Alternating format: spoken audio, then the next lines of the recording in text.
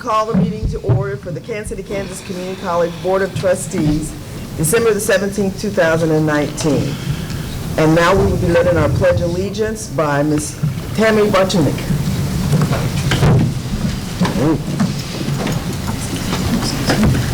I pledge allegiance to the flag of the United States of America and to the republic for which it stands, one nation, under God, indivisible, with liberty and justice for all.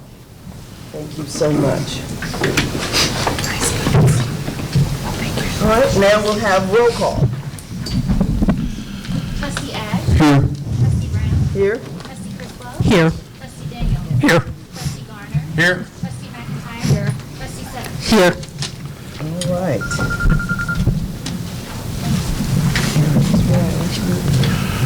Okay, I understand we have some additions to the agenda.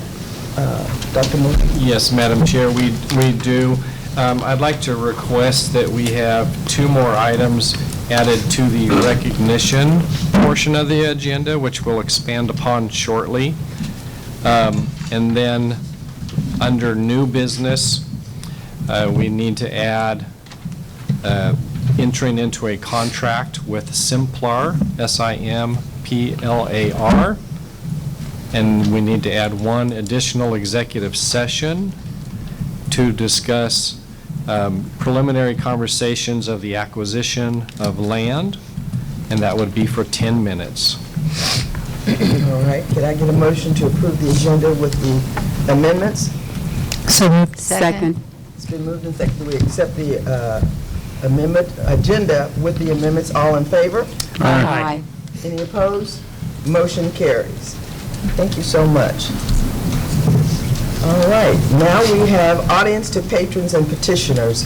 Anyone that is wanting to address the Board of Trustees, would you please come forward, and you have 5 minutes to do so. Good afternoon, everyone. Good afternoon. My name is Mark Dupree. I am the District Attorney here in Wyandotte County, and it is indeed a pleasure and an honor to stand before all of you. This is my first time, and so forgive me, I'm just a tad bit nervous. Very prestigious group of folks. I come to simply bring a couple things to your attention. One, that the Wyandotte County District Attorney's Office this year has initiated an initiative that I believe is extremely important for you all to be aware of as we are pushing to not only make sure that we are getting the right folks behind bars, but that we are doing our part in preventing crime from happening. And our studies show that over 40% of the individuals that are in our prisons, not only in our state but in our country, are high school dropouts and do not have any college education. Having said that, we find that the stats show that you are 47 more times likely to go to prison without a high school diploma and or some other type of education after high school. As such, the Wyandotte County District Attorney's Office have created the Educational Crime Prevention Initiative. And that initiative is three prongs. One is simply affirmation, and that is affirming to our educators and to those who are involved with education, with our children and with our young adults in Wyandotte County, letting them know that, one, we are appreciative of the work that they do, and that what they do matter. And two, the second phase is the prevention aspect and mentorship. The Wyandotte County District Attorney has created the BOLD initiative, B-O-L-D-D. Before you correct me, I do know that BOLD is spelled with one D. However, I was told that when I became a lawyer, I can create words, so I did. I added a D. But it stands for the acronym, Brilliant Outstanding Leaders Determined to Be the Difference. And this is a mentoring program that our office are now in the Wyandotte County schools, the high schools, both District 500, Bonner Springs, as well as Edwardsville and in Piper. And we have many of the 26 assistant district attorneys go into these schools at different times and put on programs to encourage them and let them know the positive side of the criminal justice system. And the last part, as my 5 minutes is coming to a quick close, I see you, Madam Chair, is the scholarship. I understand that many of our young people here in Wyandotte County and across this state have financial hardships. As such, the Wyandotte County District Attorney's Office is creating 5 scholarships scholarships, five $500 scholarships that will be given to Wyandotte County students for college education. And we are doing this because, again, it is about simply not just locking them up, but also preventing them. And I believe that education is the #1 way to do that. So I wanted to come tonight to, one, say thank you all for the work that you do for our young people and those who are pursuing education, and two, to make you aware of the scholarships and the preventative ways that we are working, and offer any collaborative ways that we can work together to continue to make Wyandotte County safer. Thank you. Thank you so much. Thank you. We appreciate you, and thank you for all that you do. Yes, ma'am. Do you mind, and please correct me if it's rude, if I can leave you all now? Bless you. I will sit my happy self down and listen to the chairperson and not leave. We understand that you're a busy person. You're excused. Thank you. Thank you. Thank you. All right. Anyone else like to address the board? All right. Now we will move to recognition and presentations. Thank you, Madam Chair. And before we get to the oath of office, I'd like to take a little bit of time and recognize someone who has been very important to KCKCC and the KCKCC Board of Trustees, and that is Trustee Garner. Trustee Garner came on board with the trustees in August 2017 and joined the team and jumped full in, both feet first, and really set to make a difference to the college and the community that we serve. And having the privilege to serve as president underneath him for the last year and a half, I can really attest to the care and the dedication that he has for both the college, the students, and the community. Trustee Garner was a significant factor in pursuing and moving the progress forward in getting our child care center reopened to our public. Now Little Leaders of KCK, which I can't think of a more applicable name, which they're doing terrific, and so happy to be here. Also advising the college on what we can do to make our safety and security better for all of our employees and for our students, and across the board, and some really unique ideas as you look out around the administration building. You may see that trees grow rather rapidly. Say that 10 times fast. And boulders appear out of the ground. So not only does it help lead to the campus beautification that we're working on, it does provide a safe environment around our entranceways and such. So I'd just like to take a moment and recognize and thank Trustee Garner for all of the work and commitment he has provided the KCKCC and the Board of Trustees this last almost a little over 2 years. So thank you very much for your support. We have a little something for you. All right, thank you.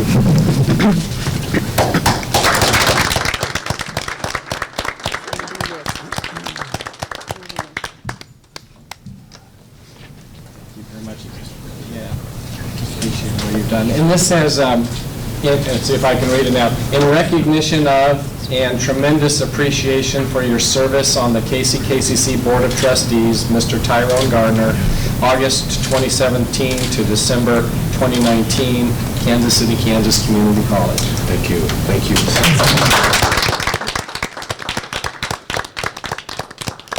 Would you like to have something to say? Well, okay.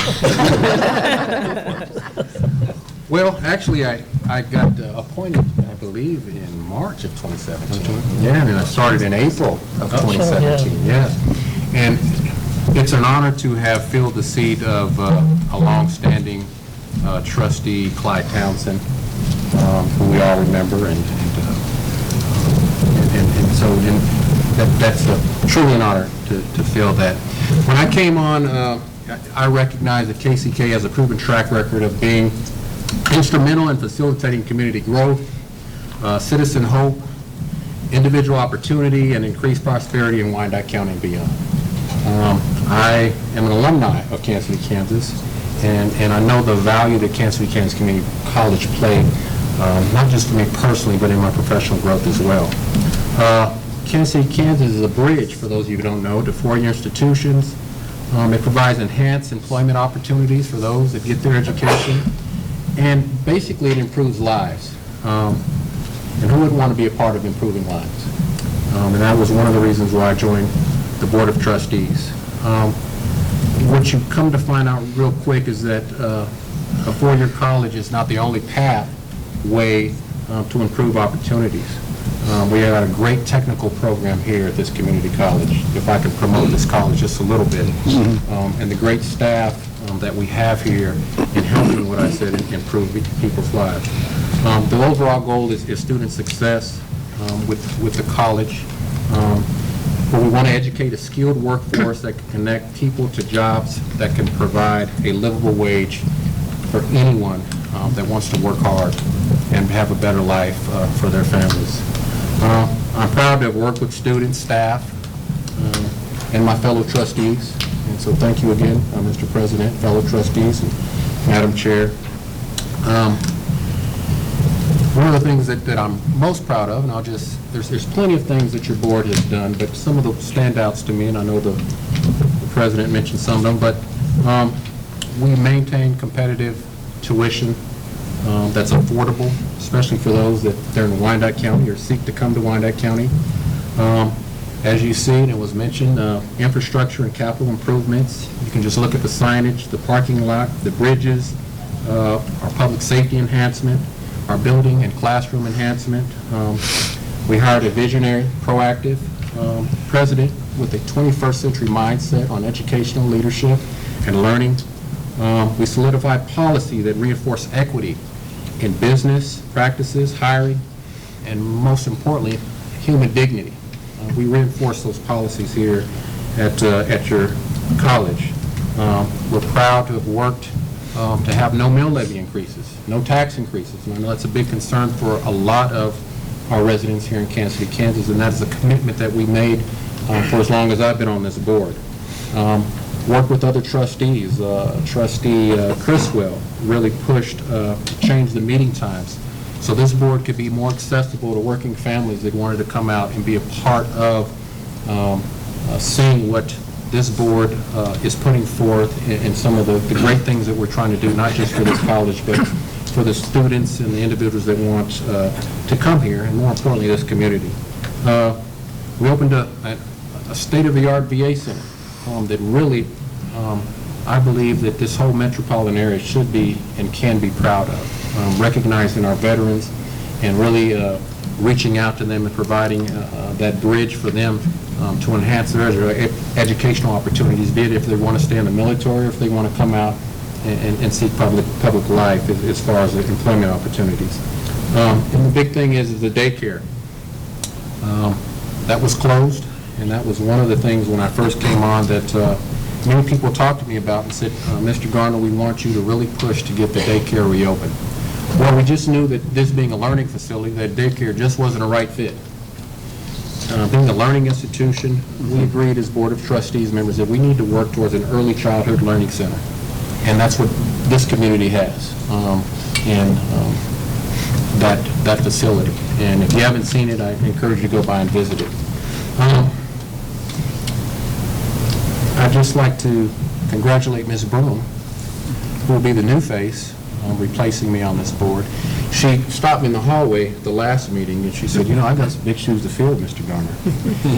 And I thought about what she said, and I circled back to her and I said, anybody that cares about this college, anybody that cares about the community, and more importantly, anybody that cares about people, it's a one-size-fits-all. And if you have that mindset, the shoes will fit. And so I encourage anybody that cares about people, Wyandotte County, look at public service because it is rewarding, not just for you, but it's rewarding because you can see the reward and the difference you make in people's lives. So I just want to say thank you, Wyandotte County, and everybody at this college that I work with for the honor of serving you on this Board of Trustees. It really has been rewarding and has meant a lot to me. In the end, I'll end with what so many of you have heard me say time and time again. The first step to hope, the second step to opportunity, and the third step to an improved destiny starts with an education. Thank you so much, and Merry Christmas to you all.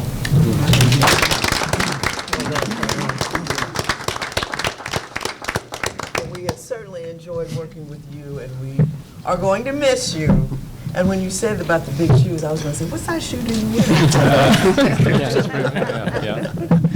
All right, but we thank you for being a part of this organization, and we know you love KCKCC. Yes. And we appreciate your time. And I was told earlier that I can still play the new guy card, so I got the A right, I got the month wrong, so we'll get that fixed.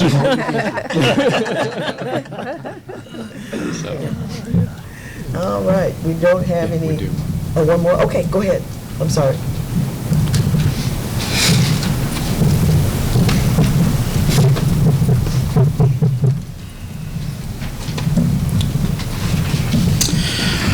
Mr. Garner, that was a tough speech to follow, but I'll give it my best. I'm Darren Elliott. I'm the chair of the College Senate, and my friend with me tonight is representing the Student Senate. Yeah, member of the Student Senate. One of my pleasures as chair of the College Senate tonight, Mr. Garner, is to present to you a resolution from the College Senate commending you on your service as a member of the Board of Trustees. Whereas your lifelong commitment to education remains unwavering, and whereas your dedication to the students of KCKCC has been remarkable, and whereas your public servant leadership to the citizens of Kansas City, Kansas and Wyandotte County has been admirable, and whereas you have shown a strong commitment to working alongside the students, faculty, staff, and administration of Kansas City, Kansas Community College, and whereas as a member of the Board of Trustees of Kansas City, Kansas Community College, you have overseen remarkable improvements at the college, and whereas you have shown a strong commitment to ensuring current and future generations of students receive the highest quality education possible, and whereas the members of the community of Kansas City, Kansas Community College owe you a debt of gratitude for your time and dedication, we therefore be it resolved by the College Senate of Kansas City, Kansas Community College that you, Tyrone Garner, be commended as a member of the Kansas City, Kansas Community College Board of Trustees for your years of service, and furthermore, be it resolved by the College Senate of Kansas City, Kansas Community College that on this 17th day of December 2019, we thank you and wish you the best in all of your future endeavors.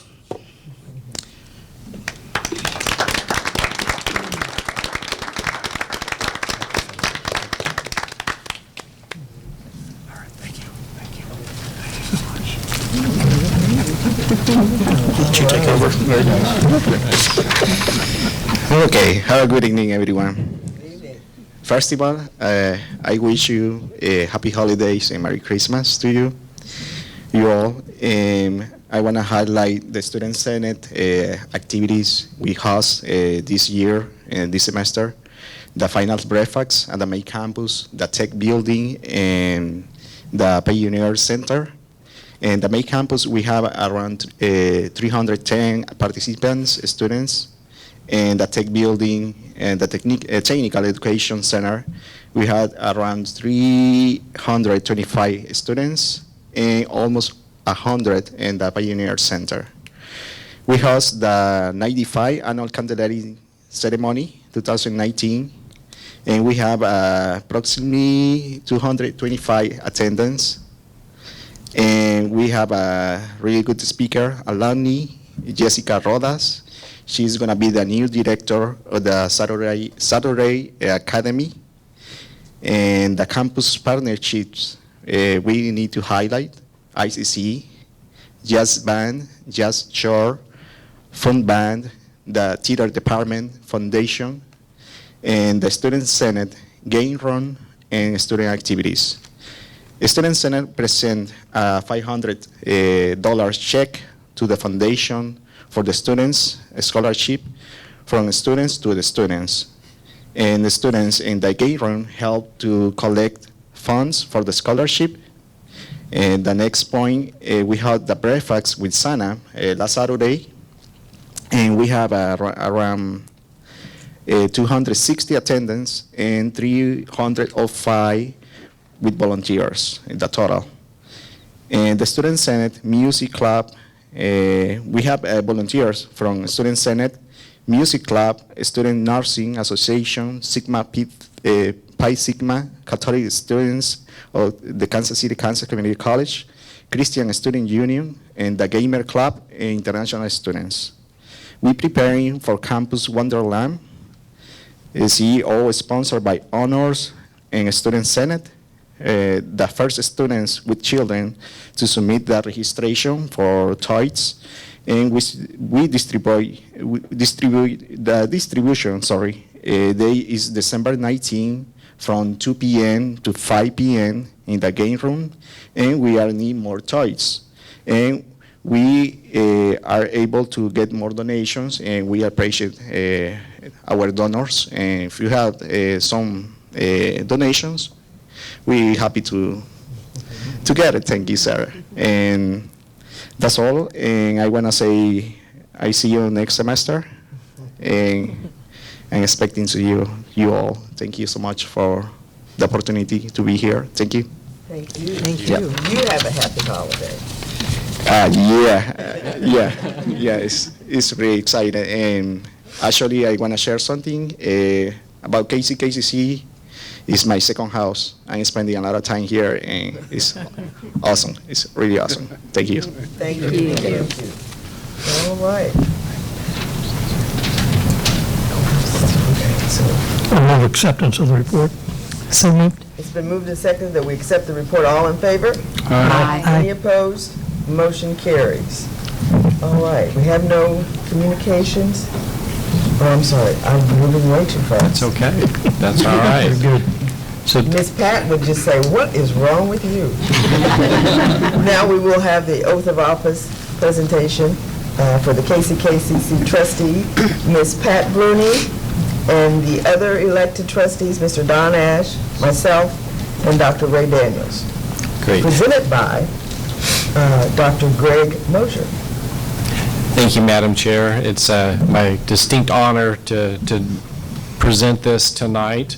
And it's kind of somewhat like a changing of the guards in a manner. So I would ask that Ms. Bruni, Mr. Ash, Ms. Rosalind Brown, and Mr. Daniels, would you please stand?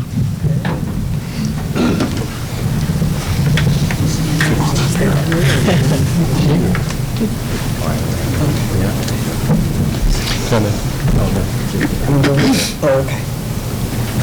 Stand together, stand apart.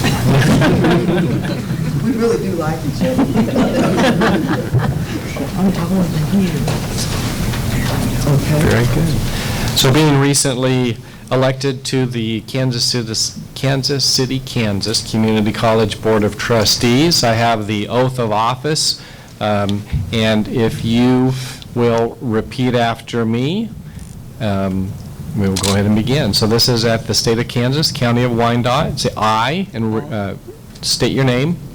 I, Rosalind Brown, Do solemnly swear do solemnly swear that I will support the Constitution of the United States, that I will support the Constitution of the United States, the Constitution of the state of Kansas, the Constitution of the state of Kansas, and faithfully and honestly perform the duties of my office as and faithfully and honestly perform the duties of my office as member of the Kansas City, Kansas Community College Board of Trustees, member of the Kansas City, Kansas Community College Board of Trustees, Wyandotte County, Wyandotte County, state of Kansas. state of Kansas. So help me God. So help me God.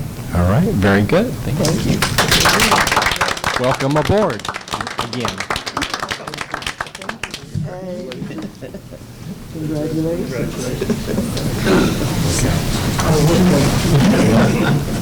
Very good. And Ms. Bruni will begin as a board member in our January meeting. And if you'll please stand by for a little bit after the meeting, we do have your document to sign for everyone. Okay, thank you very much. Congratulations, everyone. Thank you. Thank you. Thank you. Looking forward to 4 more years. All right? Thank you. All right, we don't have anything for communications. Board committee reports? The Finance Committee did meet, and as recommended coming forward, you will have in your consent agenda the payment of bills and the ratifications.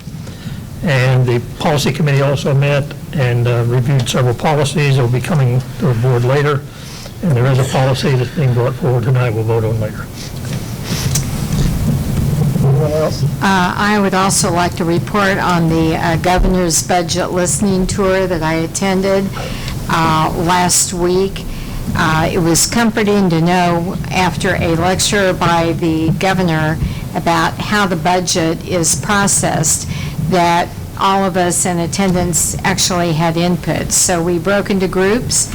We talked about what actually worked in our area, how the state could continue to support us, and out of those topics in our small groups, we were all given 3 little sticky circles, and we applied those in our group, and then the groups reported out.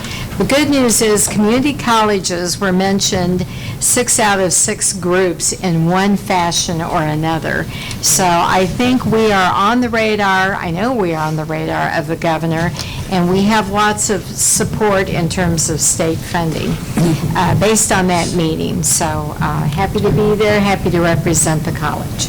Thank you. We appreciate it. Madam Chair, the fourth quarter KCKCC quarterly meeting was hosted by Johnson County Community College on December 6th and 7th. A number of us were in attendance there, either day or both days, and it was a very packed meeting. And in 12 years of service in that group, I don't recall that we ever took on that much material in a quarterly meeting. But we heard from the Lieutenant Governor. We had probably one of the best presentations on property tax and taxes in Kansas that I've ever seen. And we dove into lots of issues in terms of the upcoming state legislative session and our agenda for that.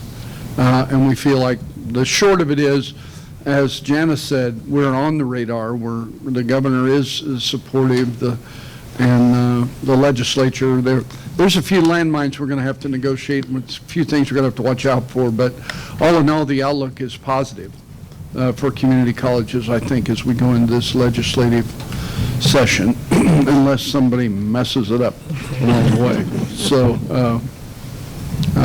it was good quarterly meeting.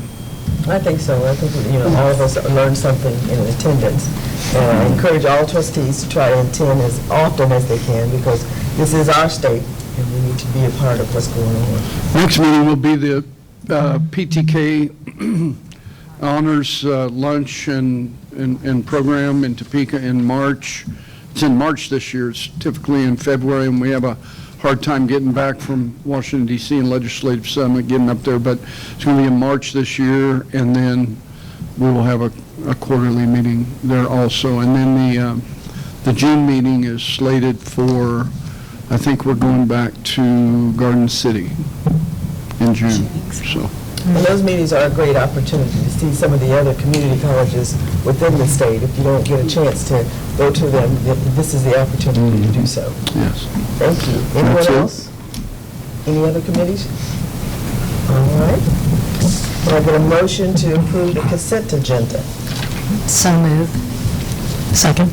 It's been moved and seconded that we approve this consent agenda. All in favor? Aye. Any opposed? Motion carries. And my understanding is we did have our Student Senate report earlier, so we'll move on from that. All right, now we will have the President's report. Very good. Thank you, Madam Chair. As we're getting ready to wrap up our semester, I know everyone is hard at work, and yesterday morning, a lot of people woke up in a great surprise and saw that I had canceled class over this college. So, yes, a lot of conversation going on around that. We do have some classes and some students who are making up some work today, and we appreciate all of the faculty and the staff's assistance on making that happen for the end of the semester. We also are wrapping up the first 6-month implementation of our new strategic plan, which is going very well. So the President's Cabinet is reaching out to their people who are working on the plan, and we will come to you in January with a synopsis of the progress that has been done for that. So a lot of hard work has been going into that as well. I do have some other items in new business, so I'll keep my report short because I know we have a lot of other exciting items on the agenda tonight, and take this opportunity to wish everyone a very happy holidays and Merry Christmas and whatever season you celebrate at this time. All right, can I get a motion to accept the President's report? So moved. Second. It's been moved and seconded that we accept the President's report. All in favor? Aye. Any opposed? Motion carries. All right, we will now hear from the Vice President, Academic Affairs Report, Dr. Beth Ann Kruger.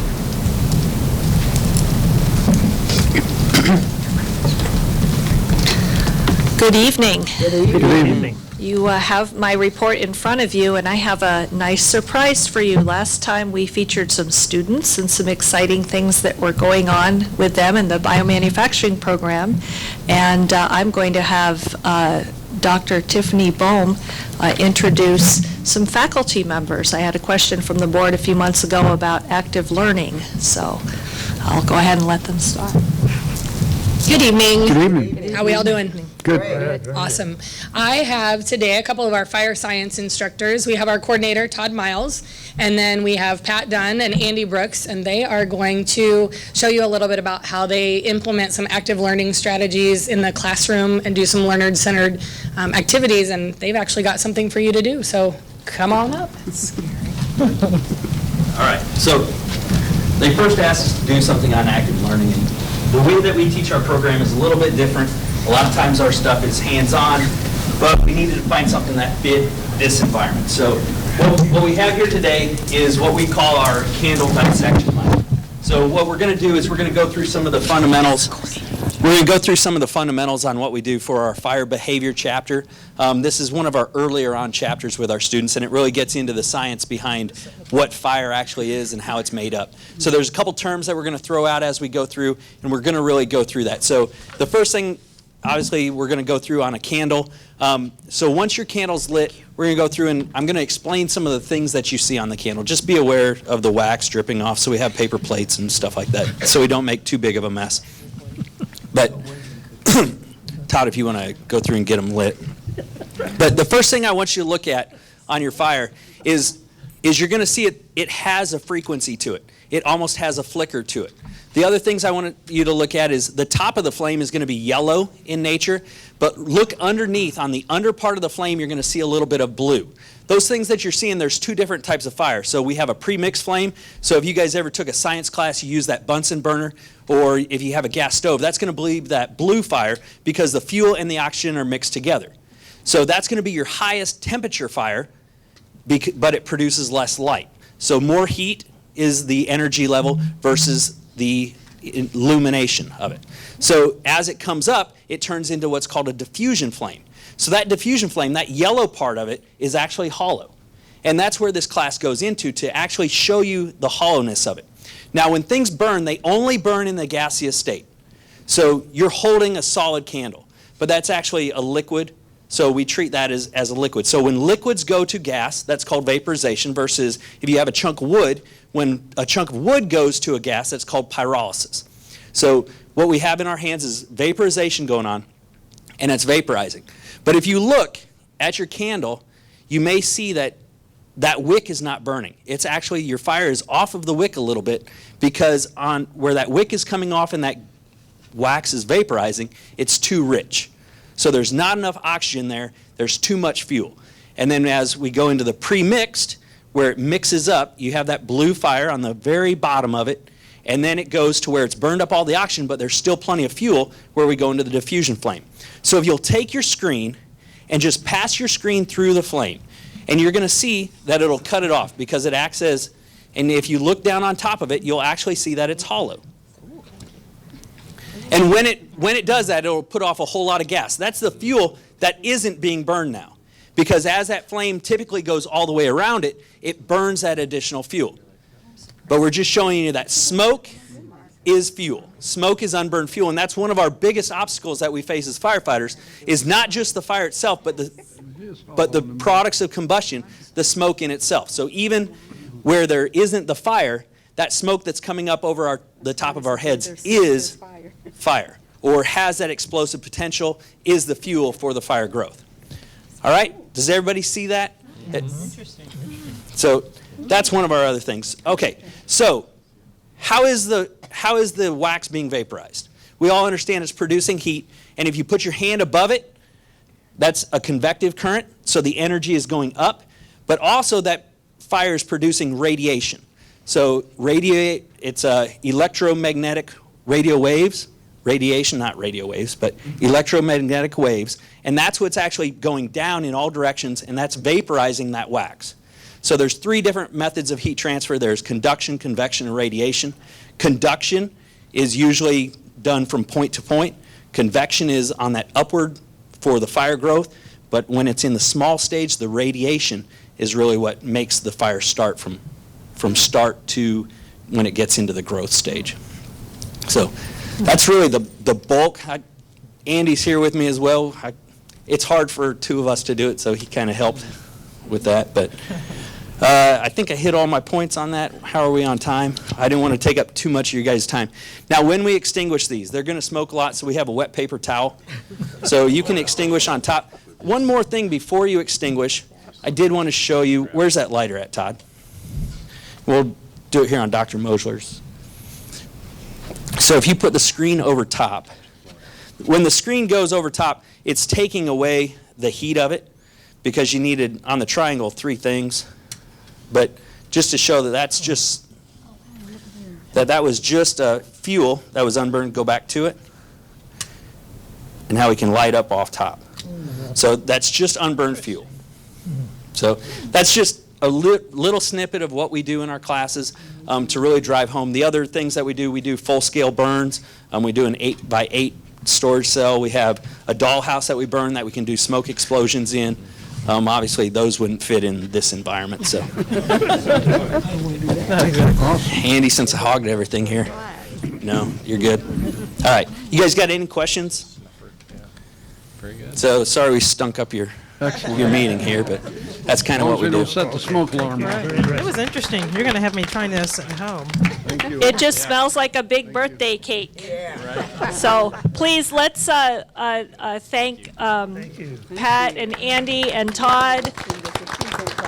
I've seen both of these gentlemen in action when I attend the fire academies, and both of them really, really ignite, learning in students and really light a fire under their students to get them excited about firefighting.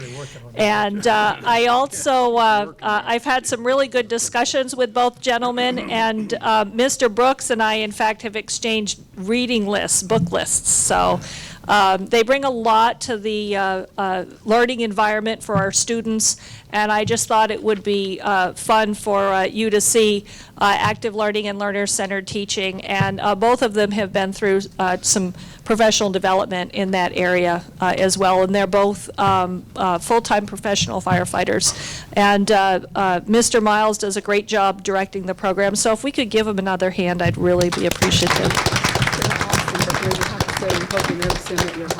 At my house. And then I just wanted to follow up on a question that the board had as well before I open it up for any questions you may have, please. Someone had asked about the attrition rate, which is the withdrawal rate of classes at KCKCC. In the last 3 fall semesters, the attrition rate was 6.5 to 7.2%.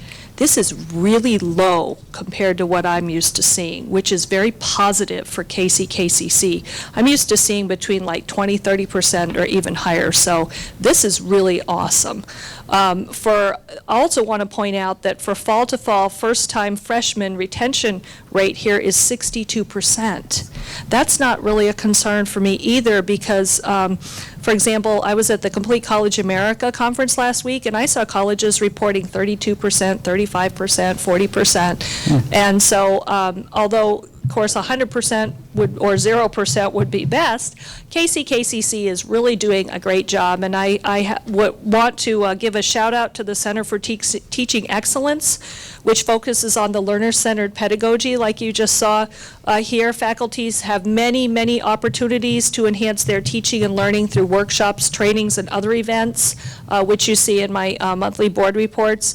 Also, I want to give a shout out to Dr. Wilson and her team in Student Affairs, because they have a variety of services to assist students who are struggling with studies, life, and those kind of a thing. And so I think in summary, our attrition rate is encouraging, as it seems like many students are staying in their courses and completing their courses.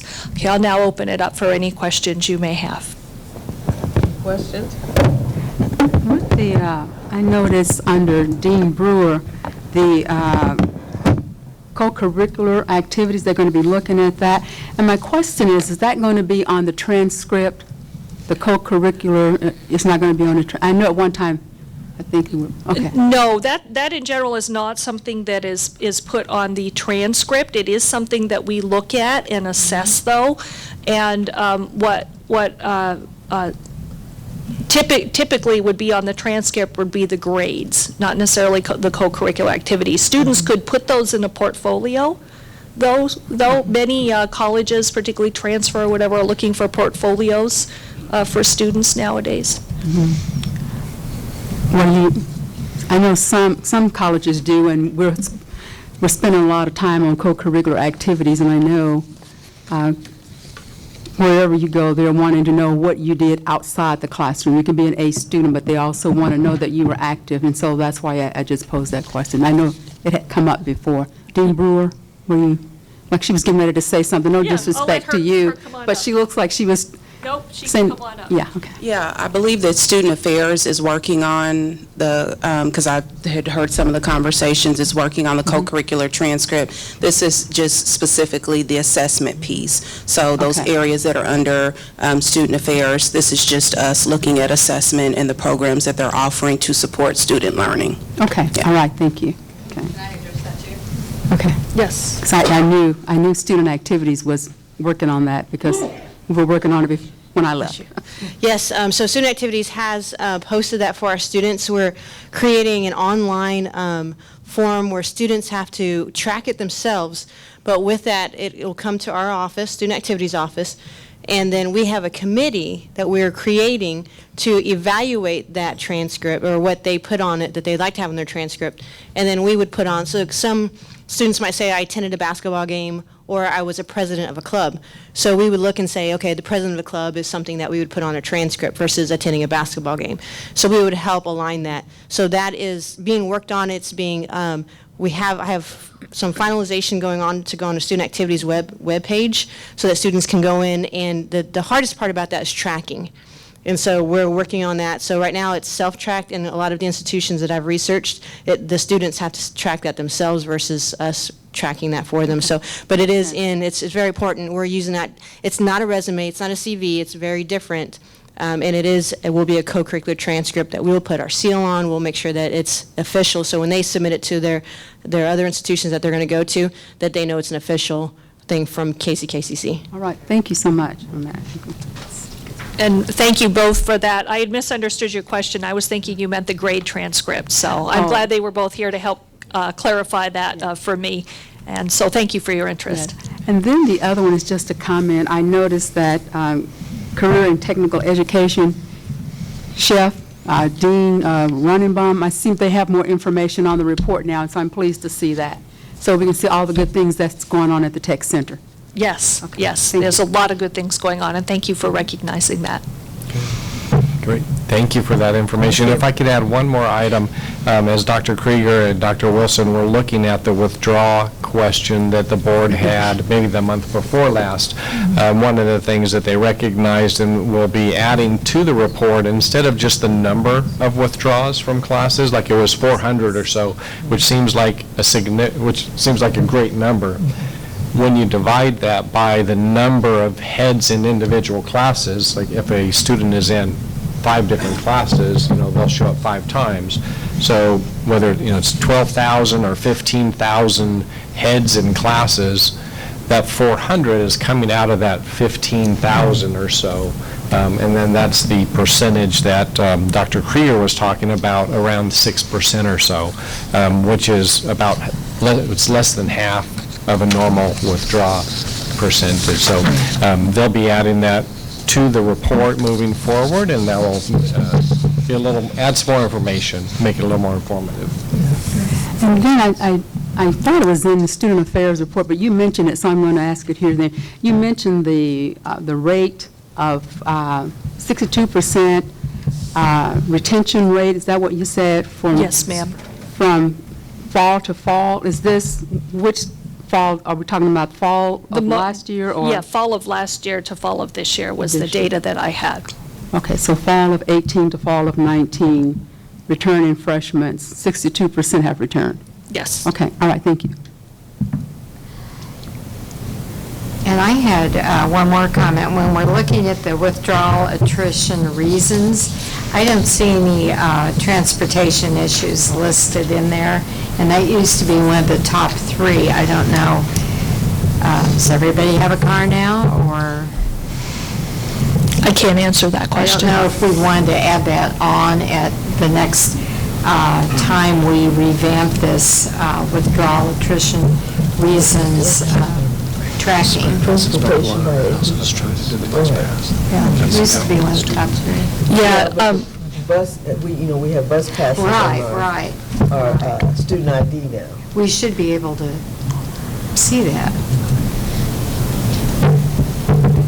I can work with Dr. Wilson to see if we can collect that data in the future from students. Typically, it's my understanding, and I might need Dr. Terry to help me, that we don't ask on the withdrawal form why the student withdraws. Is that correct, sir? No, we do. We do. So every student who withdraws from the college, we have them fill out a withdrawal form. They do that voluntarily. And we have for you in our report where you can see some of those reasons. And I think Trustee McIntyre, that's where you're looking. We'll make sure to add transportation as one of those options. Well, and if it's not a problem anymore, that's pretty exciting. Yes.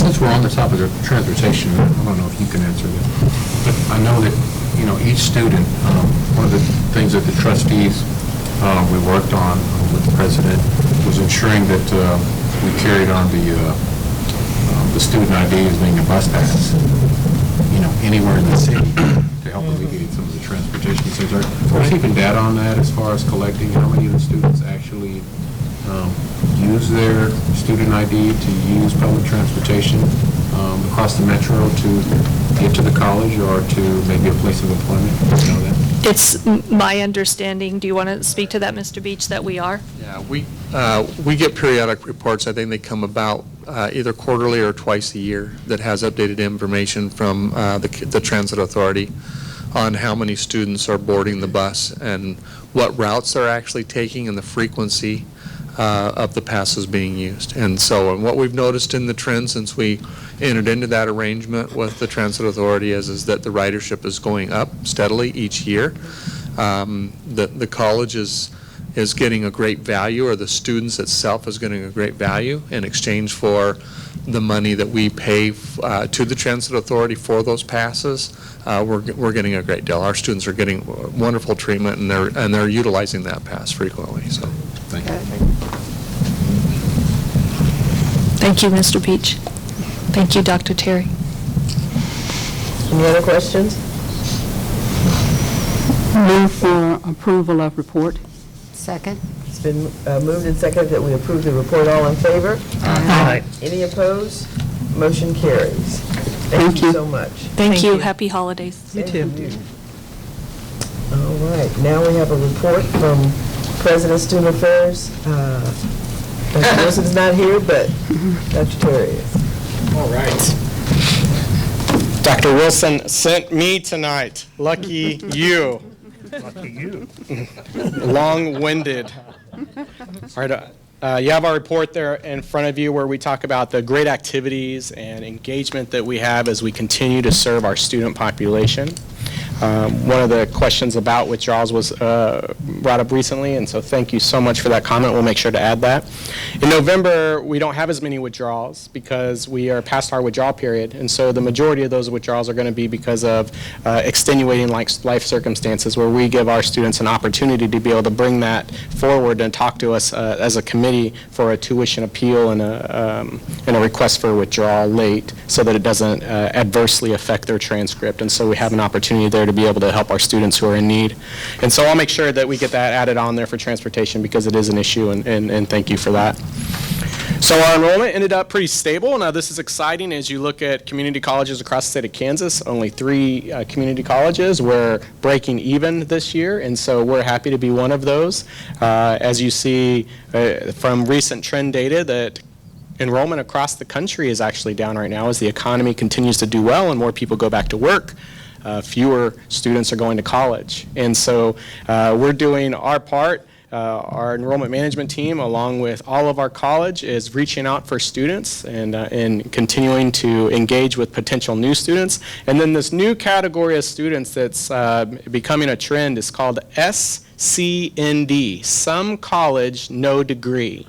And so this is a trend that's going, a national trend where colleges are reaching out more to students that are SCND. And here at KCKCC, we are actually reaching out to our students from the last 5 years who completed some college and did not complete their degree, and talking to them about, we're doing a transcript evaluation and tell them how many more classes they might need to be able to graduate and when those classes might be available. So SCND, our great student advising team, and Student Success Center are reaching out to those students, as well as our admissions team. For spring, we've passed the 3,000 student mark, so we're a little bit over halfway there for spring, which is great news. But just don't worry, halfway, I know some of you may worry, but we tend to get about 40 to 50% of our students in the last month before school starts, as we have a culture here at this college where students often wait until the last minute because they need to rearrange family and finances and work schedules. And so our student success team is excited that tomorrow they start on walk-ins all day long, 8 in the morning until 6 in the evening, and they'll do that all the way through the first week of school. And so I think we're right on target there. So new student orientation will be on January 9th. All of you are invited to come. We invite all new students, non-traditional students, as well as traditional students. We have some high school students that are already planning on coming in the fall or already taking classes with us that want to learn more about the resources that we provide here at the college, and so they're invited as well.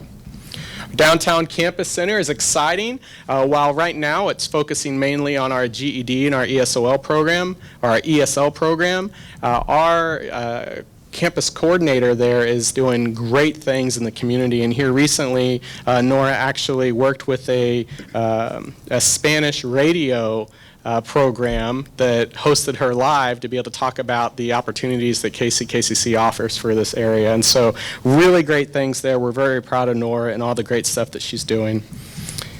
Career services, that's one of the growing areas in our college, and we continue to see growth there. Right? So we have our Career Center, hopefully that'll be opening behind us in January. You'll be able to come in and see the new Career Center. Mark Turner is our career coordinator, and he's doing great things. Even last Friday, he was out at Turner High School doing mock interviews with students. And so you'll see that report continue to grow as Mark continues to be more engaged with our community.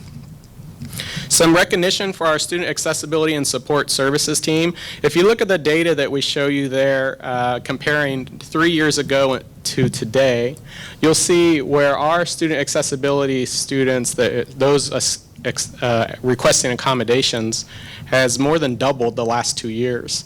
And I think that speaks volumes for the access and the great work that team's doing. As you remember, we moved the Student Accessibility team out of the Student Success Center into their own dedicated space right across from Counseling Center and right next to TRIO, so that was more of an area where students that are requesting that support would feel comfortable to go, and they'd have access to all the support. And so as you can see, the data there is showing, and it's proving that's been working. And so great job to that team.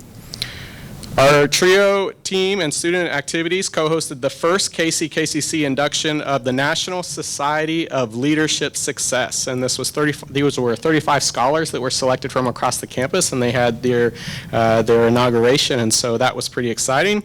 And then our student housing team has been very busy, and we only have 17 beds still left on campus for spring. And that's a lot of work from our new housing supervisor, Ronnie Moore, and of course with our athletics team. But when you think about over 138 beds and 17 of them remain, I mean, that's really good, especially for our enrollment, our recruitment, and serving those students.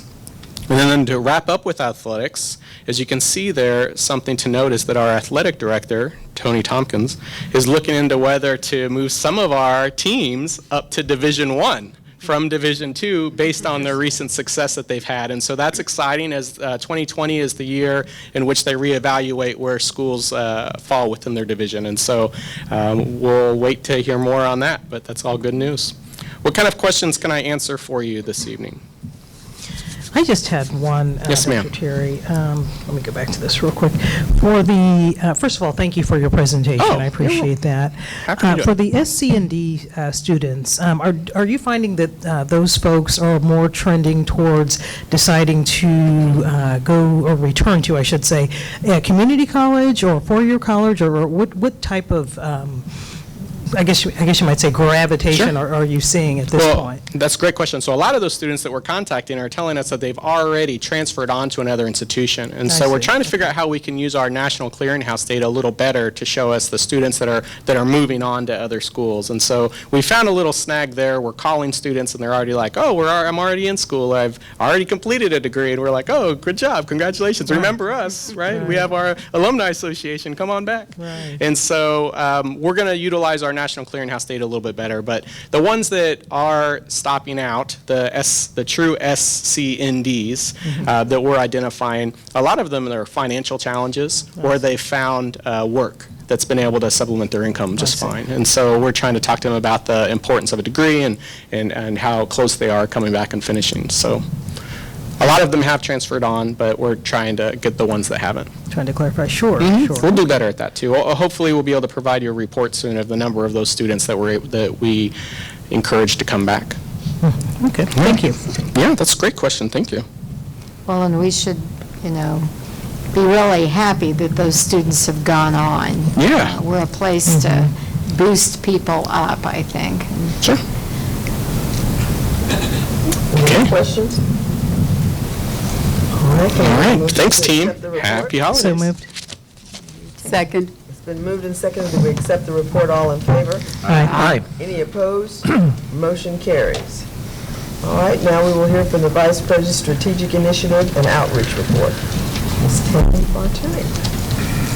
Good evening, team. Good evening. Okay, so we got some news yesterday that's super exciting, so I'm going to wait just till the end.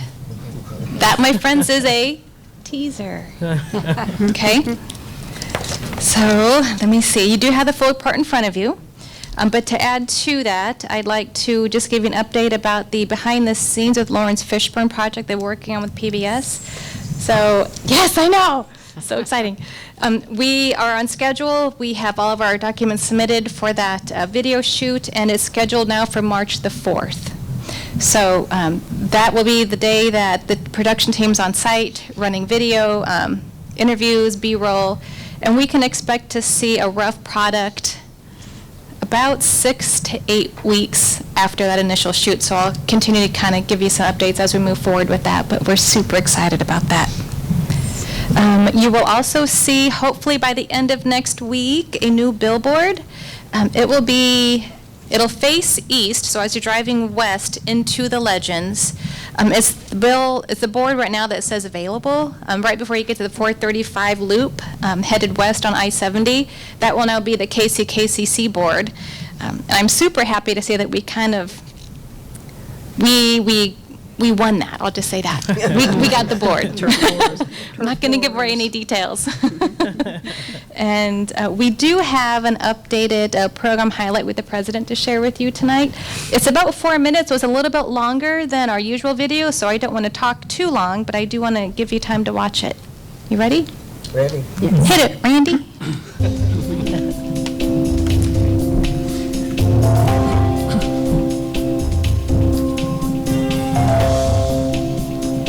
So today we're with Jennifer Gilmore, who is one of the faculty members for our respiratory therapy program. So Jennifer, nice to see you today. Nice to see you. Thank you for coming. Yeah, thank you.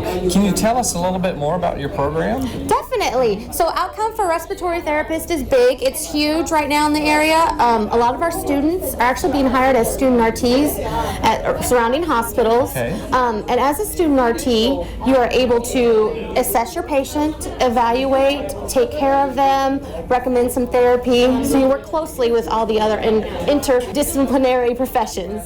Sure. Okay. Well, no, that sounds terrific. So they get a lot of hands-on work during the program itself. Yes. Through clinicals and different experiences. Yes, that is correct. Oh, that's terrific. So what did the graduates do when they graduate from the program? So when you graduate, you are able to work in ICUs here in the Kansas City area, in the Wyandotte, Johnson County, Kansas, Missouri, surrounding areas. All the hospitals are currently hiring and looking for respiratory therapy students and graduates. So how's the demand for? The demand is huge for graduates right now.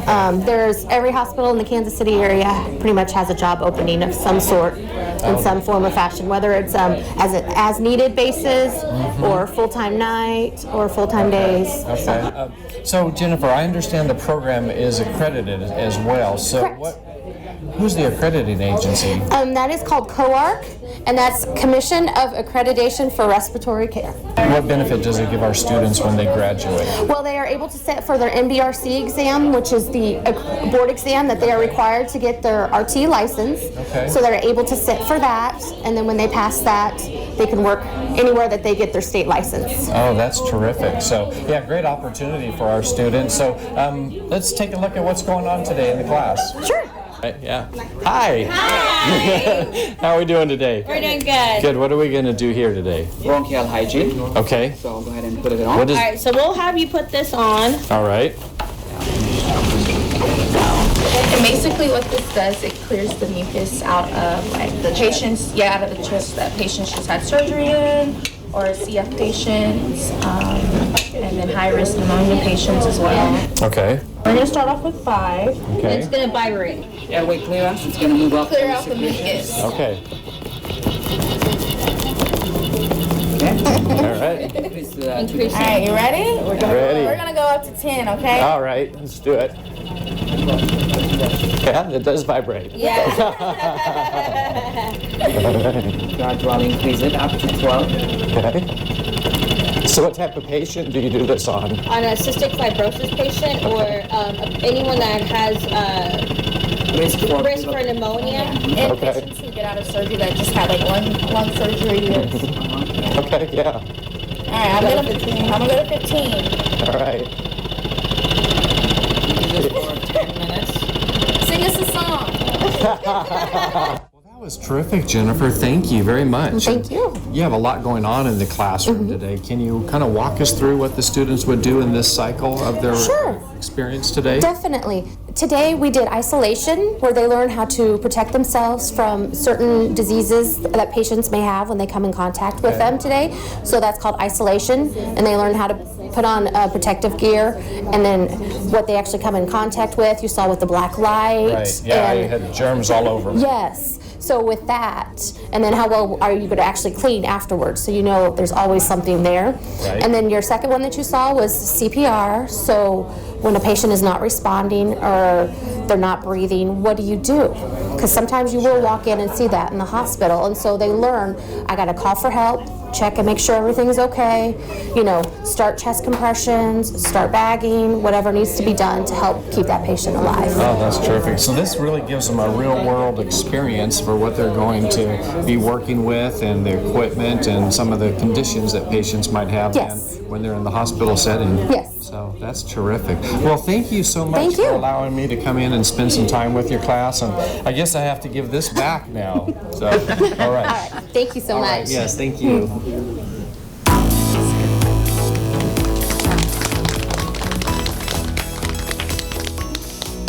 That was fun.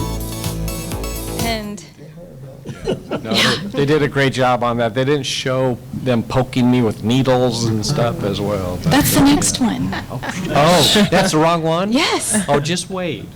Don't torture me some more. You didn't hear that. Yeah, okay. Didn't hear that. So, my teaser at the beginning, the National Council for Marketing and Public Relations, we received notification yesterday that we are a finalist, we don't know the ranking yet, are the first, second, or third for a 2019 Paragon Marketing Award. And in the letter we received, it says the prestigious Paragon Award recognizes outstanding achievement in design and communication at community and technical colleges. It's the only national competition of its kind that honors excellence exclusively among marketing and PR professionals at the two-year college level. And I'll also add that when I looked through the other finalists, we're the only one from Kansas. Excellent. Just saying. So I do have the complete list if anyone would like to see the top finalists, and I welcome questions. Any questions? Tammy, did we apply for that, or were we You have to recognized? submit products, and then there's a judging process. Good for you for doing that. Thank you. Yeah, very good. Excellent, excellent team. Very creative. Very good. I have a question. Well, you all do an excellent job of marketing, and these videos are just awesome. The cable channel we have, and I don't even know if that's a channel, something you can answer, but or maybe the president. When we want to turn the cable channel, it's different. But if we ever considered putting some of these videos, some of our sports games, to really just use that as a marketing tool to highlight where our college is really about what it does. I know that the trustee meetings are on there Right. certain times. I'm not really sure what times those are because it's not really scheduled, but just really maybe looking at that cable channel schedule. And I know that sometimes there's old movies or real old, vintage type of programming. But it'd really be great if we take a look at, okay, let's maybe not just look at where we are, but maybe where we can be, just using that as a marketing tool, using the videos, using some of the sports games, interviewing more, and using that to really highlight Kansas Community College. For those who just happen to browse by. 100 stories. Yeah, absolutely. And I'd be happy to dig into that to see what we can maybe make happen. Thank you. Good job. Thank you. Yeah, thank you for that video, and that's a nice segue in to say congratulations to our students who are going through the pinning this evening, the physical therapy assistants and the respiratory therapy, because their pinnings are this evening. So congratulations to those and the pinning this evening. And thank you to Media Services for all their good work, and Eva's filming a bunch of those and doing a great job. Thank you. Can I get a motion? Move to accept report. Second. It's been moved and seconded that we accept the report. All in favor? Aye. Any opposed? Motion carries. All right, the Chief Financial Officer report, Mr. Michael Beach. Good evening. evening. It's great to be here with you. Just a couple of quick updates. This will be a short report, but you have the report there in front of you. Just want to let you know that our accounting and finance team and business teams continue to look at and consider the revisions of major policies, particularly those that are dealing with the finance policies of the college. And those will be brought forward to the policy committee as we continue to move and work on those. Our police department is busily working on creating, they've never had before, but creating, I have down here internal policies. They're more like general orders, if you will, or something of that magnitude, but really they're policy documents or order documents that are specific to the police department themselves that have to do with their internal practices, weapons policies, armor wear policies, and such things like that. We had a program that we subscribed to that they now use that was aiding them in the drafting of those policies. So they'll be using best practice language from this program in developing these particular policies or general orders. Our facilities department continues to do wonderful jobs with projects all over campus. The most noted one, of course, is as we noticed at last month at the board meeting, they had just barely planted all the trees, and then the very next day, they finally got all the boulders in place. So you came today able to see the boulders there, again, as a part of our safety barrier initiative. Boulders will continue to be ordered in lots of about 15 and placed around the building in various areas as they need to be.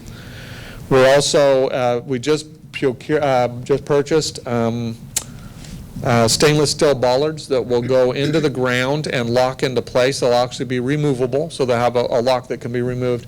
These are designed to go at both of them 2 main entrances in order to divide the sidewalk and prevent any type of a vehicle or anything from going up the sidewalk and in through the front doors of any of these entrances. So we'll have 2, one at the head of the stairs, one right over next to it to safeguard the entrance, and then the other entrance down by where the foundation office is will have the same feature put into it. Those should be received and installed here shortly after the first of the year. As far as our financial numbers go, we're looking really well. Our expenditures continue to track a little bit ahead of budget, which is a good thing. Our revenues are on track, and there really is not, as we reported to the Finance Committee, there's nothing in our financial statements or numbers of the college that is causing us any alarm or sleepless nights. And so hopefully it's not causing that for you either. So that's my report, and I'll entertain any questions that you may have. I just have one, and this is really a conversation that I believe we started in the Finance Committee. It's relative to, I know that we had a vendor that appeared twice, and there were 2 different services that were rendered. My question is this. What is the schedule? Just, I'm looking for a general number, not necessarily a departmental breakdown at this point, but just want to get a better understanding of the practice. But what is the frequency of your vendor evaluation process, if there is one, or just, I'm trying to get my arms around how often we do that. Is it based on risk, or what is it based on, or just, this is a starting question, basically. Yeah. Any vendor, from my perspective, any vendors that provide a service, we go through and evaluate that service and evaluate that vendor on an annual basis. So it's annual for the If they most have part? multi-year contracts, of course, we look at them, during the term, but more specifically at the end of the term. But a lot of our service providers are year to year, and we'll consider a renewal annually and/or consider whether or not it needs to go out for bid. I see, okay. And are any of those, to your knowledge, for the most part, risk-based or prioritized by risk, or for the most part, is it more cyclical, as you mentioned, per the annual ones or the multi-year? It usually comes about as they expire, so we don't really, I wouldn't say that we really have a risk-based approach. It's just every vendor that's year to year, when their term comes up and they're ready to renew, we evaluate whether or not we want to renew with that vendor or whether we should go out for bid. I see, okay, thank you. I'd just like to commend you, being over the police department and our president for really just making that commitment to enhance public safety here at the college. I mean, for the most part, this is a very safe, institution, but we do know we have misguided people in our world, unfortunately. And just to really make that investment to invest in the police department and security enhancements around the college. I mean, hopefully that bodes well when the students come here, that they know that they have a safe institution to come and learn at. So, and really commend the police department on their professionalism, their training, and how they're constantly trying to enhance their capability as well. So thank you for that. Thank you for making that investment realized here at KCKCC. Thank you. Any other questions? Can I get a motion to accept the report? So moved. Second. It's been moved and seconded that we accept the financial officer report. All in favor? Aye. Any opposed? Motion carries. Thank you. Now we will hear from the Chief Human Resources Officer, Mrs. Christina.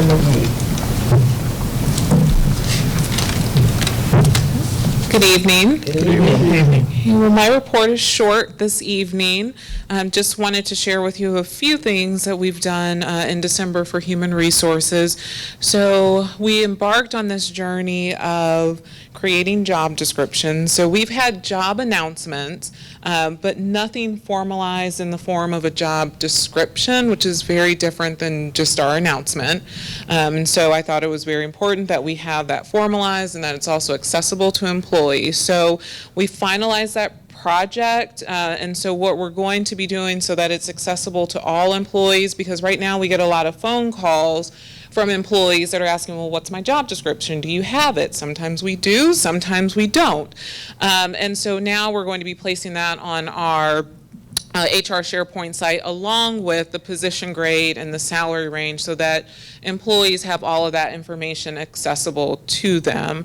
The grades and salary ranges are already out there, but the actual job description for that specific job is not there. So that's what we're working on. It's almost completed, so we should be launching that really in January. The other thing is for our full-time faculty, we had not, I don't know if we ever did, but we are now. When faculty are hired and there's a transition in terms of their step as well as their salary, that information, although visible in the master contract, some faculty didn't know what schedule or what step they were on. So in receiving that information, we felt it was necessary to, once this final master contract was sent out, that we send out information to them, updating them on their step as well as their salary. And that was really well received. So we're going to continue to do that anytime that there is a change in a step and so forth, just so that employees are aware of their employment status in terms of their salary and their step. And we'll do similar things with staff as well. So that's something else that we've done that we'll just continue to do. We just want to make sure employees are well informed with regards to their employment status. And then we're starting to work on the employee recognition dinner, which is May 1st in 2020. And for employee relations, the Employee Relations Committee, we've been meeting. So we have a plan for an employee recognition program. Still has to be vetted through cabinet, but we're excited about this opportunity and plan to launch in 2020. And so this will be very different from like an employee of the month or employee of the year. So just look forward to that, and we'll start sending out more information once vetted through cabinet. So that's all I have. Any questions? Sure. I know a while ago, you had a vision and a great direction to take your department in, just to make it paperless, and you were talking about scanning. Is that still ongoing? I know that's a daunting task. Yes. I am actually happy to report we are down to 2 cabinets in our office, 2 huge cabinets, but we have scanned everything with the exception of those 2 cabinets. So we are almost paperless. That's awesome. I'm very excited about it. That's excellent. I just had just a quick comment. Ms. McGee, I just wanted to thank you and to congratulate you and encourage you to continue onward. One of the things that I have seen out of your departments, if you will, would be an emphasis on the importance of process, of documentation, and of clear communication with employees. And I think that industry standard-wise and in the human resources space, if you will, I think sometimes some organizations are about 50-50 and then others are all in, and you can really tell how clean it is and how well run it is. And believe me, I've seen a few myself. So I just wanted to commend you for just really taking the high road and taking the hard road and getting all of the things corralled that you need to do as a human resources professional, and just really keeping KCC or putting KCKCC where it needs to be human resources wise. Thank you. I appreciate that. And I have a great team, so I have to commend them as well. And I'm glad we're going to have job descriptions. Me too. That's a very important element, and thank you so much for that. It's got to be a daunting task because I know what used to be there probably needed to be updated significantly, so, thank you. Any other questions? Any questions? Can I get a motion to accept the report? So moved. Second. It's been moved and seconded that we accept the report. All in favor? Aye. Any opposed? Motion carries. Thank you so much. Thank you. Thank you. Now we will have a report from the Chief Information Officer. I think we're somewhere in the middle. Step into that spot. Randy gets to do that. Good evening. Obviously not Peter Gabriel. I am Randy Royer, if you don't know me, the Director of Media Services. You have the report in front of you, and I will entertain any questions. I do want to address your question that you had earlier. We are in the process of revamping our cable channel and using more of our content that we record to air on the channel. Great. I like vintage footage, but you know. Yes. Only he knows it. You are streaming the basketball game now, aren't you? Yes. Starting in January, we'll be streaming more of the basketball games. We've done a couple of them right now, and we're going to air those on the cable channel, play them back. We did, in the spring, we're going to do the softball games, stream those. Mm-hmm. And I'm going to try to even do it live on our cable channel as well. So Very good. just some upcoming projects coming up for media services. Randy, is there any way we can get our award-winning music department on there? And is there any way we can get a schedule or have a community schedule so we know when these things are going to be on? Yes, and that's coming up this year too. Oh, good. This next year. Good, thank you. You're on top of it. And I just want to say a big thank you to my crew because they've really worked hard. I don't know if you know them, but we have Eva over here on camera one. Chad back here is helping us out. This is a busy month for us, so we need all the support we can get. Jim Herman is hiding back there on the sound, and the Dean over here on camera 3. So I really appreciate all their help and support that they've done this year for me. So do we. They've done a great job. And if you have any questions with the report, I'd be glad to answer. Any other questions? Can I get a motion to accept the report? So moved. Second. It's been moved and seconded that we accept the report. All in favor? Aye. Any opposed? Motion carries. Thank you so much. Thank you. Great job. Now we have some unfinished business. Okay, that's been covered, so we'll move to the next one. New business. The academic calendar.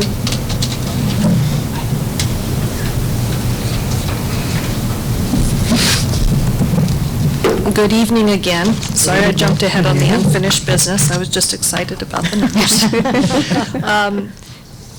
I'll be very brief. The academic calendars for 2021, 2022, and 2022 to 23 are in your board packet for approval. Any questions or concerns? Dr. Cruz, are there any major changes from what we have in place at the present time, or is it pretty Not- much? Pretty much same. Yep. Thank you. I move approval of the academic calendar for those 2 Second. years. It's been moved and seconded. We accept the calendar. All in favor? Aye. Any opposed? Motion carries. Thank you. Thank you. Are we going to have a presentation for the new academic program, health professions? We're not having any presentations for these. This is Academic Policy Committee here is the one that approves modifications and changes to programs and new programs. It goes through a very careful and thoroughly vetted process with the faculty. The faculty and the department chairs are responsible for curriculum. And it's the Academic Policy Committee that really decides okay, we approve these or we don't approve these, looking at a variety of factors. Deans, of course, are aware of it. I'm aware of this. We were supposed to, I believe, have a presentation this evening from Dean Runnebaum, but she is unable to be here this evening, so we'll have to hold that presentation on Hot Careers until next time. So it's my understanding with the new programs, and forgive me, I was not at the December board meeting last year, that these are here for you for your approval so that then we can move them forward to KBOR. That was my question. I can never remember what the board's role in this. We have to approve them as a board. This is not an informational item. The board has to approve this for them to move forward. I thought we approved it after it came out of academic policies, though. Yeah. Yeah, and these have come out of academic policies. Academic policies has seen these. This is what they have given to me to present to you. Okay. Right. These would be for approval in order to move them forward to K-Board. Right. Move approval of the policies. Second.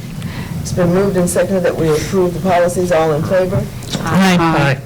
Per program. Programs, yes, ma'am. All in favor? Aye. Any opposed?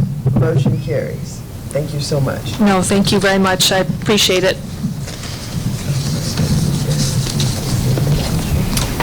Now we have a couple. Read it.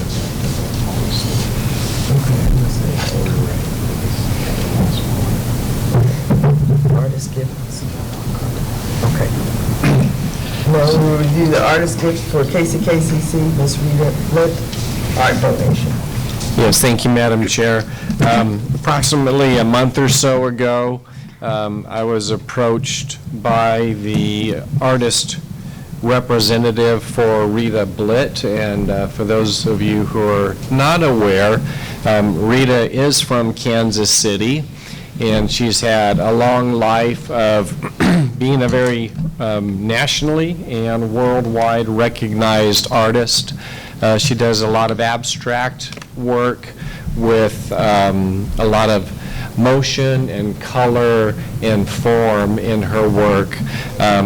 She is getting to a point in her life where she would like to donate a large portion of her collection to organizations and significantly institutions of higher education, and even more focused to areas and institutions who have a student population where they would otherwise not have the opportunity to see museum quality work from the background that these students come from. KCKCC is a great fit for what her mission is at this point in her life. The artist rep and I have spent a couple afternoons together walking the halls and looking at what spaces might be available, and we've identified some spaces. Actually, we have a lot of blank open walls, which are beautiful canvases for some form of artwork, which is why we're also doing ambient learning as well. This would be a significant donation to the college. Earlier this summer, there was a donation of approximately $500,000 of artwork that was donated to KU Edwards. So we have looked at this, we've walked through the main campus, and we've also done a walkthrough most recently in the Tech Center, which has even larger, blinker, more beautiful canvases to accept artwork as well. So with that, I've also spoken with several groups on campus, including the co-chairs of the art, the gallery, and the ambient learning committee, which is also very supportive of the acceptance of this work. We've identified two spaces that might become a focal point for her work. One is the current math watering hole, which has some nice artwork in it, which it could be relocated to other places of campus and could be a nice area for a selection of her work. Another area is the Technical Education Center large conference room as well. And in some of these areas, the rep has said, we definitely want to put some of the larger, nicer, possibly even her canvas work versus her rag artwork. RAG is a type of art board, which is archival, for those that are not aware. The RAG water board that would still need to be mounted, so that we would have some cost that goes with that. I've reviewed the contract, and it's a very simple one-page contract, which I will share with our attorney as well. It basically states that as long as we keep and present the artwork, it belongs to KCKCC. If we ever decide to not hang and present the artwork or to get rid of the artwork, it would go to the Rita Blitt Foundation. So I think it's a great opportunity for us to begin to take our step into having some very world-renowned artwork.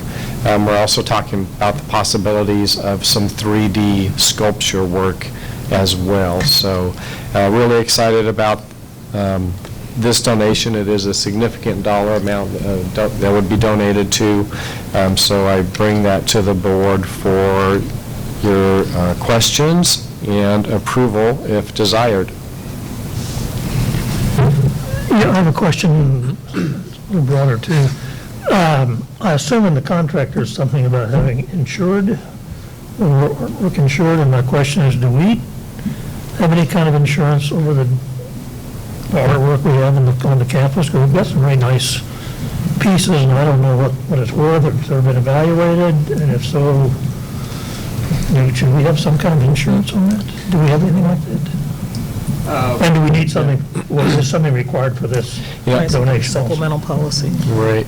The contract is actually in the office where we were just previously meeting, so I can review that.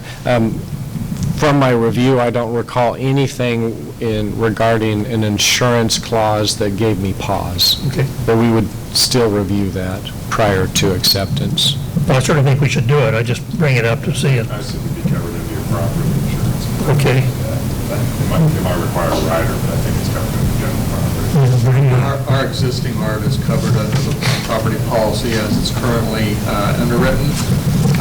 We will evaluate that depending on what the contract says, is to determine whether or not we have adequate coverage. Thank you. Very good. Okay, very good. Is that recorded? Yes. Can I get a motion to accept? So moved. Second. It's been motioned and accepted, motion and second to approve the artist gift to KCKCC by Ms. Rita Blitt, art donation. All in favor? Aye. Any opposed? Motion carries. All right, very good. All right. Now, we will have information on a new policy for approval, academic nepotism, presented by Vice Chair Ray Daniels. Yeah, you have in your materials the academic nepotism policy, which has gone through the process that we use for approval of policies. Been through all the cabinets, been through the various senates, and I bring it to you tonight with a recommendation, a motion that we approve the academic nepotism policy. Any questions? We have a motion for approval. Second. It's been moved and seconded that we accept the policy. All in favor? Aye. Any opposed? Motion carries. Thank you so much. Now, We have a new business item here. All right. We added a new business item at the beginning of the meeting. That item, is to enter into a contract with the Simplar Foundation, and that is for assistance to help us evaluate and go through a procurement process for the building of student housing on KCKCC property. This was discussed at the Finance Committee meeting last week, and I'd like to provide the board some additional information. So as a preliminary information, as you recall, we have been talking about building through a public-private partnership, a P3 environment, the building of student housing, which would house approximately 250 individuals total, about 240 students, a housing director, housing coordinator, and 6 or so resident assistants. Construction is very expensive, and one of the one of the things that we are looking at doing is pursuing a P3 environment, as we do have other building projects on our horizon, including that of a KCKCC downtown site in downtown KCK, and a Leavenworth site as well, possibly an athletic training center and such. So going this route would keep resources free for bonding or other financial opportunities for some of these other projects. Simplar Foundation is a group of researchers who specialize in procurement and allergies are getting me. Procurement and project delivery for large building construction projects. They have a 6-step process, and I'll go over it at a 10,000-foot view because it is rather complete. One is assisting the institution with developing the first step of a RFQ, a request for qualifications, and that prior step is the development of a request for needs. Excuse me. Sorry. A request for needs is sent out to companies who would be interested in this project to see if we are missing any information before we go to a formal RFQ. When we get that information back, the company will help us evaluate the RFN responses, develop an RFQ, actually write it based on our scope of needs, disseminate it to a variety of companies. So it's beyond builders. It's builders, it's the financial organizations, the engineers who would come together as a team to work on this project as a whole. They would assist us with the components that would go into that.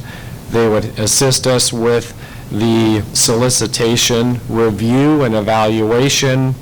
They would help us build the scoring matrix so that it is a very fair and actually a blind scoring process, so that we're looking at the pure qualifications of the team submitting those responses. They would help us with the contractual work, working with our own legal team on the pre-contract clarification processes and entering into a legal contract. They would also assist this project will also tell us if we have the capabilities to continue with this project once we determine price, fees, et cetera, what the individual student price would be and whether or not it's affordable for our students. And if it is decided to go through to continue with the construction, they would also assist us in our weekly construction evaluation process with the development of forms and weekly punch list for the contractors on the project. Because they are part of a research institution, they're devised of researchers from the University of Kansas, Arizona State University, and other four-year research institutions. Their fee is actually very affordable for this entire project, which would take approximately 2 years. Their fee is $80,000. It is paid only at the completion of each of the 6 stages. Being new to construction projects for KCKCC of this type of caliber from a fresh start and being a P3 environment, it would reduce our time and effort on the evaluation process. It would reduce the risk for possible change orders and additions to the project cost. and it's just, we believe that it would be very beneficial for us moving forward. They would also train any of our individuals who are involved in KCKCC's procurement processes, so that we could solidify our own internal processes for procurement beyond the scope of this project as well. So I submit this information for any questions and approval, if desired, to move forward with this contract. Madam Chair, I mentioned the Policy Committee, or the Finance Committee did review this at some length at our meeting last week. The board has expressed its interest over the past year or so in at least pursuing a living quarters building for our students. As we talked, we realized that there's just a whole lot of information we don't have as we want to move forward and determine whether or not, as the President said, whether we can afford to do this, whether it's feasible to do this.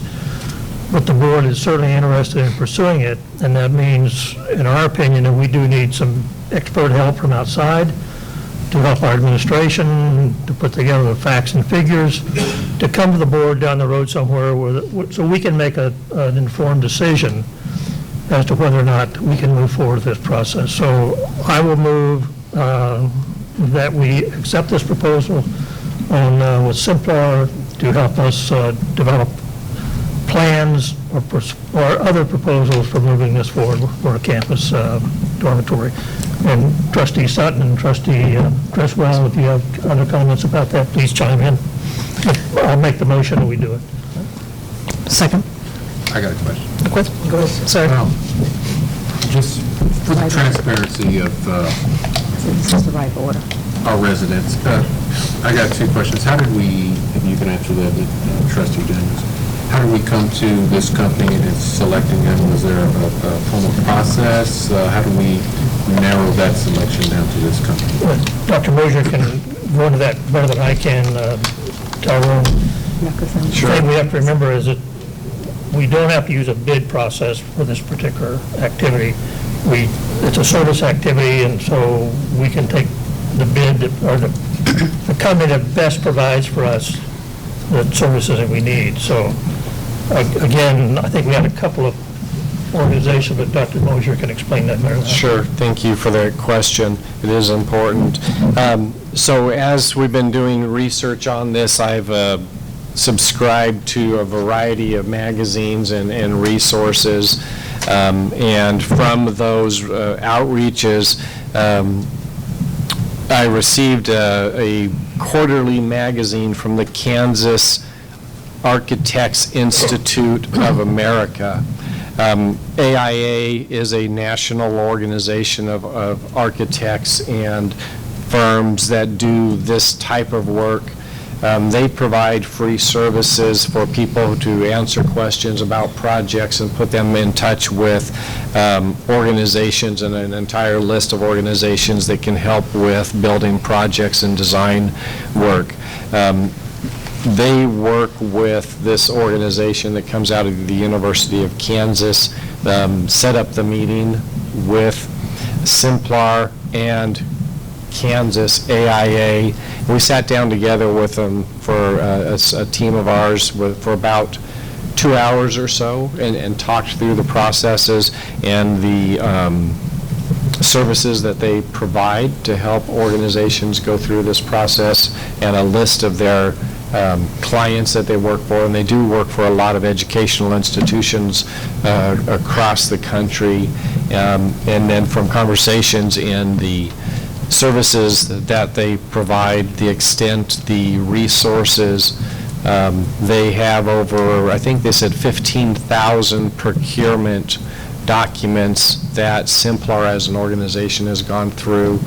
The way that they go about doing an RFQ, traditionally an RFQ is put out for information, and it comes back with a lot of information from the marketing team, and there's a lot of pretty pictures and kind of a lot of fluff and a lot of repeat information that they would send off to anyone in a blind request. They shared with us their approach, which is very technical. It doesn't, marketers are not allowed to even come to the meetings. The people that are supposed to put the information together are the construction experts, the engineers, and the builders, so that when questions are being asked, it's not a marketing agent telling you, oh, yes, we can do this. It's an engineer, actually, that's can give you real real answers. And then after that, we had our team had a follow-up conversation in regards to the cost and the services that were provided. We did not have any other companies to look at. We believe that this price for work to take place over a 2-year period, them being right at KU, with the resources available and their assistance, we believe that it was a good price and a good opportunity for us. So that's how they were selected. So what did he say? Say they're a consulting company, not so much as a construction company? Just Correct. Correct. They only assist with organizations in procurement processes, right? And I don't so much have a problem with it. I just ask moving forward as the board moves through this process of some of the areas you identified in Leavenworth, the downtown location, and even this proposal. Just a request from me, just in fairness to our citizen students and even the staff here, just in transparency, just what that total cost would look like moving forward, so that at least the community can have an idea of what the board in the future decides to move forward with as far as total cost, for one or all of those projects. Sure. That was one of the issues we had. Tyrone was, Yes. we don't know what this is going to cost. Right. And so we just need this kind of expertise so that the board, as I said, the board can make an informed decision whether or not we can afford to do this or not. But we just felt like we didn't have the expertise needed to make that decision or to get those facts together to come to the board. And so that's why we thought it was worth the money. Because again, the board is very interested in another living arrangement for our students. And we thought this was the best way to proceed, to see if we can do this with the hope that we can. We would like to see in the future, we do have a new dormitory on this campus. Right. Yes, and in the Finance Committee, we did ask Dr. Mosier extensive questions because we do want to make sure that we're moving in the right direction, but also we don't want to just jump and go, say, oh yeah, we want to do housing and not have a lot of questions answered. This company should give us the information that we need to make a very informed decision so that we will spend the taxpayers' money wisely. Great thing. Yeah. And I had a question. Is this a nonprofit group and do they deal with a lot of nonprofit groups? They do deal with a lot of nonprofit groups. I can't tell you what their tax status is, but they are a research arm from the University of Kansas. Good. The fees that they charge, they don't charge for the 2 doctorate prepared researchers' time. It goes to what has been created in materials and resources and research assistants, grad, doctorate students who would be working on this project with them. Their fees are covered by their salary by the University of Kansas, which makes this so affordable. We do have estimates on the cost of, again, the majority of this would not be paid for with state dollars. It would be paid for with residents' rent, lease that they would pay for staying in the facility.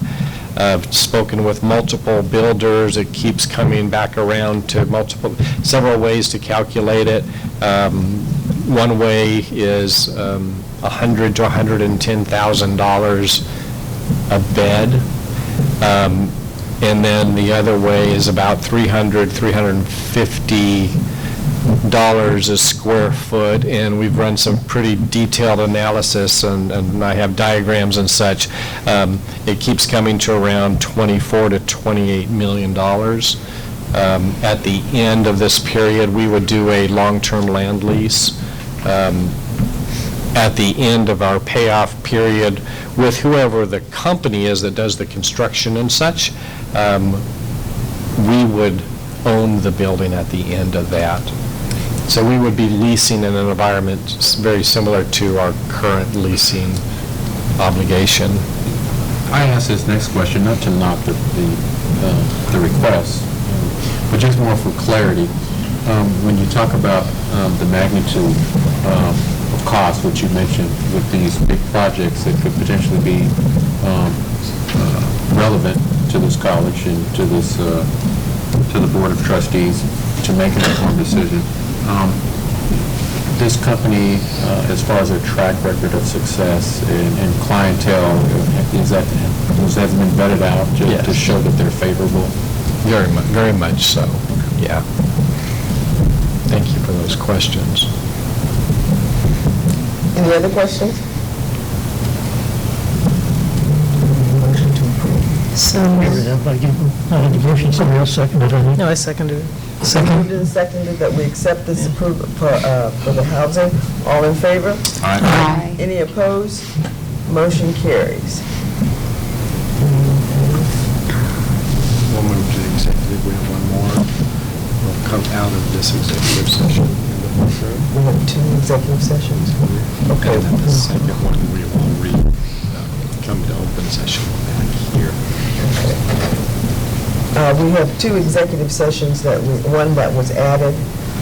One executive session will be for attorney-client communication with possible action to follow in open session, 5 minutes duration. And then we will have a second executive session for about 10 minutes that will come back here for With possible action. with possible action. Can I get a motion to move to the executive session? So moved. Do one executive session. One at a time. When we come out of the first one, we come back in open session of the board. In the boardroom. And then after that one's concluded, we come back. So 2 seconds? Just do the first Just do one at a I move approval for the first executive session for a period of 5 minutes with possible action to follow. Okay. Second. Now, I do the second executive. We'll do the second. I'm sorry. Yeah. Okay, we'll get it done. All right, we'll move to the executive session.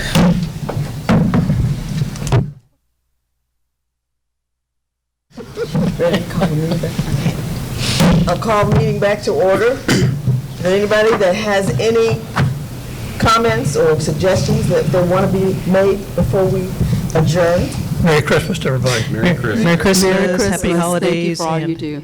Yes, and Happy New Year as well. We've enjoyed We being really a part appreciate of you. the Kensington Community College. Yes, thank you, everyone. Yes. Thank you. All right, now, can I get a motion to adjourn? So moved. Second. It's been moved and seconded that we adjourn this meeting, and I believe we have a reception to celebrate with our new trustee.